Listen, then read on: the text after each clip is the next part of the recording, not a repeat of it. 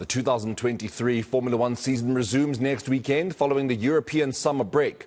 The last race was at Belgium's Spa-Francorchamps at the end of July, with the next showdown in the Netherlands. Max Verstappen will be looking to extend his already healthy lead on the driver's standings, which sits at 125 points. And what better place to extend this lead than at his own home ground? The Belgian Dutchman has won 10 races this season so far, while the record-equaling champion, Sir Lewis Hamilton, is still yet to pick up his first win since 2021. Joining me now to chat about next weekend is eNCA Sports resident F1 analyst, Lufefe Mayekiso. And of course, he is the founder of MotoZar TV. Fluffy, good morning. Morning. Thank you very much for coming through. It's been a while, hasn't it? It has. It's been a while. Yeah. We don't like the summer break in F1, do we? No, we don't. No, we don't. Look, man, we have the second half of the season coming up.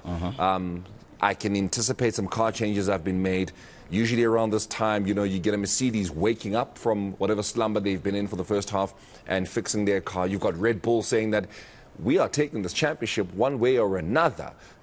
Just talk to us about what exactly it is you think would have happened in this European summer break that we can see, coming to fruition in the second half of the season. Well, I think the break will only be for Team Red Bull. Otherwise, all the other teams will have used this downtime to do some work on their car and make some improvements so that, as you say, they can start playing catch-up for the remainder of the season. Who can really catch up realistically? Who has the ambition to really take on Red Bull? And I ask this because there's really 4 cars at the moment, at least from what we've seen from the start of the season. You've got Mercedes, you've got Ferrari, you've also got Aston Martin and McLaren, with what we've seen from Oscar Piastri and Lando Norris. Who really has the ambition to take on Red Bull for the second half of the season, albeit in vain? Well, I have to say that based on the end of the first half of the season, McLaren are the team that have made the biggest leap forward in terms of closing the gap. I don't think anyone has enough this season to overtake Red Bull, but at least to bridge that gap where we can see maybe a race.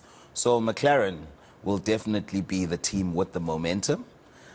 Mercedes, as you said, they always do well after the summer break, traditionally throughout the last 8 years even. So I should think Mercedes will have been working hard. And also Ferrari, they showed good form at Spa, so I expect them to do much better than they've done in the first half of the season.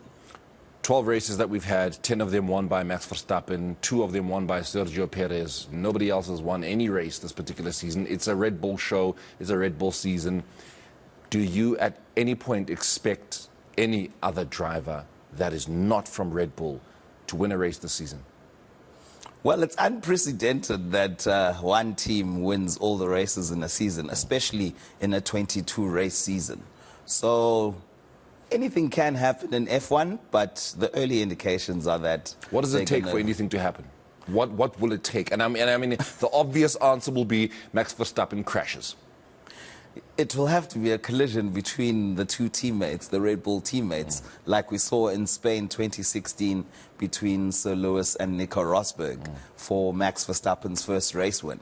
That's how they broke the chain between the Mercedes cars. So if they fight each other, which I don't see because Sergio doesn't seem to have the pace that Max has in that Red Bull. So that's one of the things, and obviously a DNF, which I don't see because the Red Bull is not just fast, but it's also reliable. Incredibly so, that is. One of the stories I saw during this, I'll call it a winter break, because, guys, we are in winter here. We cannot relate ourselves to the European summer.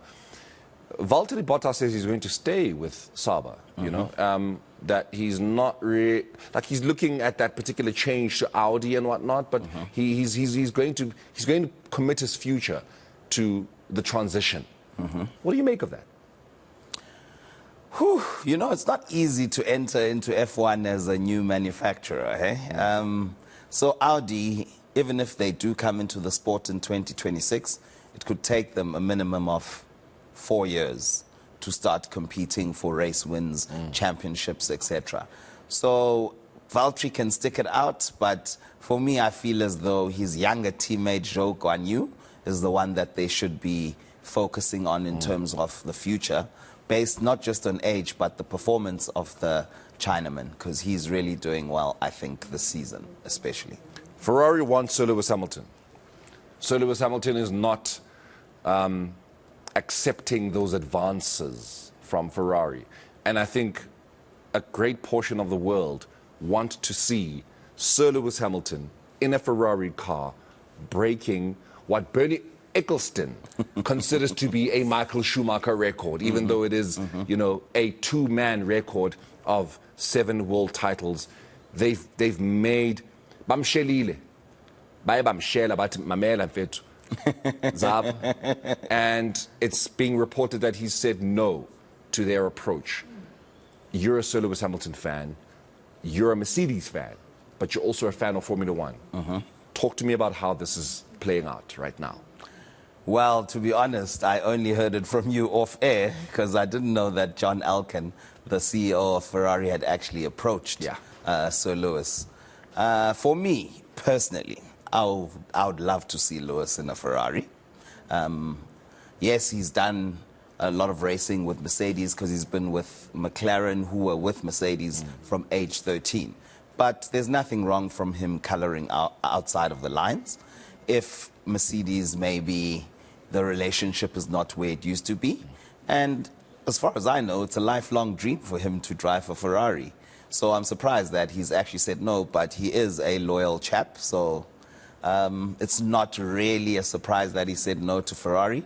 But for me, it's very encouraging to hear because right now he doesn't even have a contract for next season. No, he doesn't. Doesn't make sense, though. Doesn't make sense to see Sir Lewis Hamilton in a Ferrari. And I speak of this in terms of, you've spoken about his loyalty, but I'm speaking of his legacy, you know. You cannot be a Serena Williams where you keep fighting on and you just cannot break that particular record. Serena Williams is sitting with 23 open era Grand Slams. Yes. You know, but she still wanted to get that 25th Grand Slam title to say that I am the greatest of all time on record. Sir Lewis Hamilton must get that number 8 if he really wants to be considered the greatest of all time. Whether or not, it doesn't matter what we think as people that love him, you know, but he himself in his mind wants to get that record because records do matter. Does it make sense for him to go to Ferrari now, or must he stick it out with this team that has given him 7 titles? It's a bit of a conundrum, but if you look when he left left McLaren in 2012, everyone thought he was crazy when he went to Mercedes, and look how that worked out. So there is an element of risk, but Ferrari are a top team. For me, they don't really need much in order to start competing for regular race wins. They've got the package, they've got the resources, and they've got the experience, the pedigree. So it would be a calculated risk. And I think Ferrari's biggest problem is that they've got 2 young drivers who they are providing guidance to. And they don't really have a say in what happens in terms of strategy calls, etc. But with a driver like Lewis, he will come and obviously bring that experience of being a serial winner. And that could be just the ingredient that Ferrari needs in order to start winning again.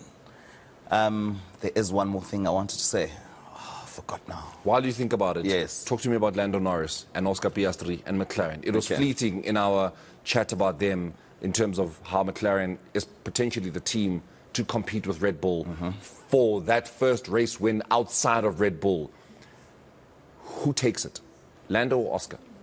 Oscar is the guy. Like, Oscar is quick.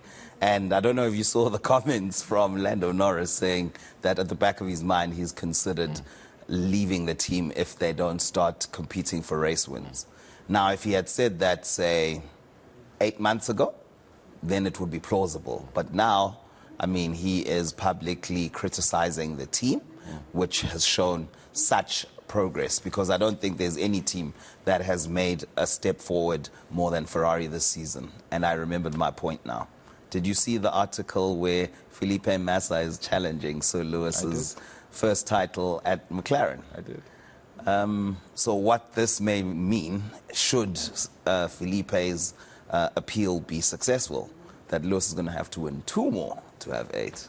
Well, We can only but wait and see. Listen, I know Motozar TV is always cooking something beautiful, and we will talk about it next weekend as well. But I just want to set the eNCA viewer up for what it is you guys are potentially planning. Motozar TV, what are you guys doing in terms of your watch-alongs? Well, we're going to be at our regular spot on Sunday. But before that, we're going to be at the Festival of Motoring in Kyalami this weekend, starting on Friday, but we'll be there for the media day on Wednesday as a guest to the VIP lounge. Absolutely amazing. And yes, eNCA Drive is also going to be at the Festival of Motoring next week. So yes, Lufefe Mayekiso, of course, just putting it out there that the Festival of Motoring is happening next weekend at the Kyalami circuit. That is our regular Formula One analyst. We brought him in just a week before, of course, the Netherlands, the Dutch Grand Prix, rather, that's happening in the Netherlands next weekend. We're going to have him again next weekend. And we will also have Bashobonke Chops Sipuka as we set ourselves up for the second half of the Formula One season. We are waiting for any other driver from any other of the teams in F1 to dethrone Red Bull just for one race. Max Verstappen has won 10, Sergio Perez has won 2. We've seen 12 races in this season. But you know what? We will continue this exciting chat next weekend. Thank you very much to Fluffy Lufefe Mayekiso, the Motozar TV founder, for his expertise, his knowledge, his wisdom, and his humor, as he always brings to the table.